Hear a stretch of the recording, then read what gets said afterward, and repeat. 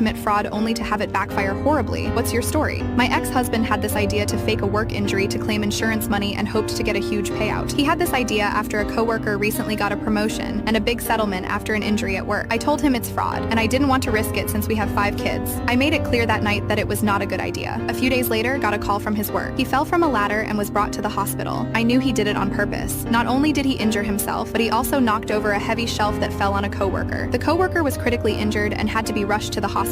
Tragically, the coworker didn't survive. My husband survived the fall, but half of his body was paralyzed. They hired a top-notch lawyer. Seeing the family in court, I knew my husband was going to pay for his actions. With little chance of winning the case, in a desperate attempt to lessen his sentence and avoid going to prison, he tried to act mental in court so he can be placed in a mental facility. Things got worse after the court didn't buy. Court saw through his lies, and he was sentenced to prison for fraud and manslaughter. What's heartbreaking is that the coworker's